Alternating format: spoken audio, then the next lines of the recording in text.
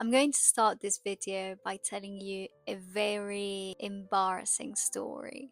Back in 2018, I started university. I was doing English at the University of Barcelona. I didn't feel like my level was good enough.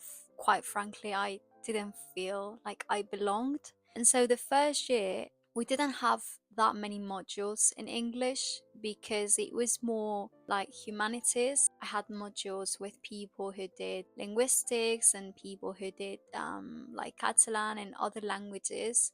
And so I thought this is the best time for me to now do an English course or something so I can improve my English and then feel more ready. And I signed up for a sprint with Lingoda. Today I want to talk about this one lesson I will never forget. Back in 2018, my English was okay. I mean, it was not terrible, but I didn't feel very confident. And I felt very self conscious about my grammar, especially. I always felt like my grammar was not good enough and that I would make a stupid mistake and that everyone would laugh or something. And so I vividly remember this one class. We were working on speaking skills, and I remember the teacher asked me something. I felt it was a horrible feeling. I felt very anxious. I just kept thinking in my head. I had this negative self-talk that was like torturing me. My mind went blank. I had this mentality at the time that for me to speak, I had to say it absolutely perfectly. I could not make a mistake because if I made a mistake, people would see me as a failure. People would see me as, oh, she can't learn English. She will never be that confident person who can communicate with ease. What did I do? I just turned off my laptop. I left the meeting, I left the class, and after that, I just messaged the teacher and said that I apologize, my battery ran out. I've never said this to anyone, and now I'm putting it on the internet, but I'm just saying this because I know I was not the only person feeling like this. Maybe someone is watching me and they're so scared of speaking and making mistakes. I don't want you to feel like that. Even before I started university, I was like, I don't want to tell anyone that I want to do English at university because many people in my class had better English than I did. So before uni, when I was still in school, I knew so many people who their parents spoke English to them. They moved abroad for a year to an English speaking country, or maybe they had like nannies. They were exposed to English from a very early age. And so I kept comparing myself.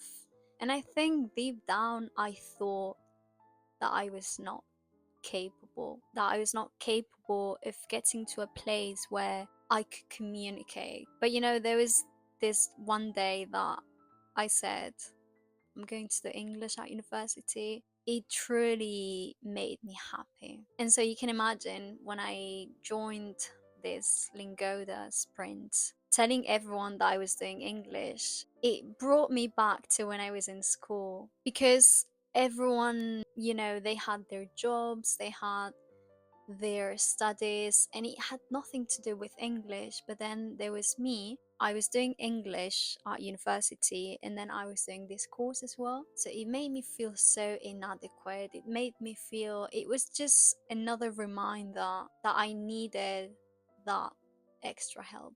And I will never forget how I felt when I left that meeting. And I even get emotional because now English is such a huge part of who I am. It's such a huge part of my personality.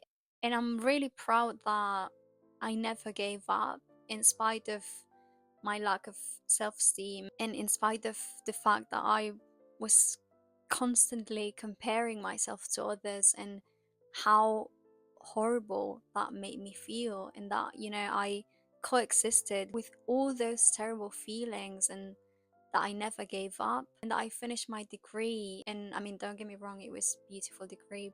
And I love speaking, writing, and just using English. I love being connected to this beautiful language and to all of the people who speak it. So if you also have this negative self-talk, I want you to know that it is okay, and it's not only you. More people also feel like this. And you know, when you make a mistake, no one is paying that much attention to you. People are paying attention to the mistakes they are making. They're not paying attention to what you're doing wrong. And you know, if they are paying attention, and if they laugh or if they make you feel bad, then they're people you don't want to have around. You know, maybe they're just projecting that into you. Maybe they just feel very insecure, and because you're taking that challenge, and because you maybe are very serious about language learning, and they also would like to do that, but then they deep down feel that they could not do it, they will project that into you. But in those moments is when you have to be strong, and you have to do it for yourself. Just work in this skill of someone telling you something and you listen to it, but you don't have to take the advice.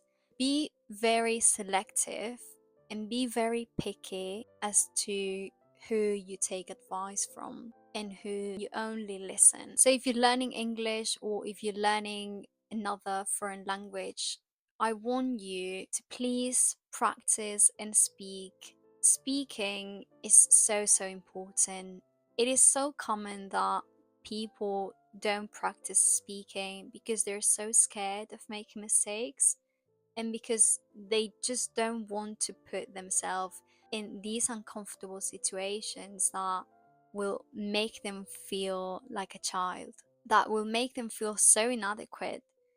But you just need to talk to someone that makes you feel comfortable. You just need to find someone that can be a safe space for you, that can be a safe space for your language learning. Join language exchange groups, join language lessons. It is not going to be enough for you to only listen. You need to actually speak and communicate, and you need to make mistakes, because when you start making mistakes, that's when the person you are working with will see what you need, and they will see what you need to work on, and they will help you with that. But if you don't speak, you stop learning, and then that's when you feel stuck, because you need to make those mistakes to realize what you don't know. Reframe this idea of mistakes equal failure, me not being a successful language learner, me never getting fluent. Forget that and reframe it, and think of it as mistakes are an opportunity for me to learn. Mistakes are an opportunity for you to get better, for you to learn more, and for you to feel more confident in the future. Another thing that I find very useful is to keep a journal, to keep a notebook, something, and have all your mistakes. If you work with a tutor, for example, and they give you feedback, keep that feedback in your notebook and go over it. Because see, the difference with, for example, textbooks and you taking online lessons is that with a textbook, you have all of this vocabulary, all of this grammar that is great and that you will eventually learn. But when you work with someone, it's so personalized that you learn exactly the thing that you need to learn right now. The thing with textbooks is that they have this standardized version of what a person with an A1 level is, A2, B1, B2, etc. But it is so much more than that. And you could be a C1 and a B2, because it is so standardized and language is so complex. So obviously when you take these tests, when you take the official exams, they do give you a mark and they do tell you, okay, you have a C1, but maybe you know way more than that, or maybe you got lucky, maybe in a different situation you would not have that level. So because language is so complex and there are so many layers to it, there are so many layers to words and so much nuance, it is so difficult to capture what A1 is, what A2 is. We do need this standardized version, especially for exams and things like that, but it is so much more complex than that. So that's why personally, if I were to start learning English again, I would definitely work with a tutor. I would definitely work with someone that can give me the materials that I need right now, someone that can understand what a person needs in different stages of their language learning journey, and so that I don't feel overwhelmed. I would get all of this information in like with YouTube videos and stuff, and I would be like, but what do I actually need to learn? Like, what is important? And I always say that everything adds up, and the more you learn, the better. But you will definitely learn faster if you work with someone that has that expertise and that has that experience. And the last thing I'm going to say is practice self compassion. Remind yourself of how far you've got. Be kind to yourself. Celebrate every small win. Celebrate when you remember a word. Celebrate when you're listening to a podcast and there's this word that comes up and you remember, oh, I read that in that text. Celebrate every little thing, because everything matters. And when you make a mistake and when you feel embarrassed because you mispronounced a word or because you use the wrong tense, be compassionate and remind yourself that language learning is a journey, and highlight that difficulty that comes with it, and remind yourself that yes, you made this mistake, but you have so many other small wins to celebrate. You can't only celebrate the small wins. One day you're going to feel great because you maybe are going to talk to someone and you're going to feel this amazing feeling. But then maybe you're going to have another conversation and you're going to feel like you're stuck, and you're going to feel like that you're not learning, or that you're not learning the same way that others are learning. And you just need to learn to balance it out. And the days that you feel bad, remember those small wins and remember how far you've got, and look at all of the things that you're yet to learn as an exciting opportunity.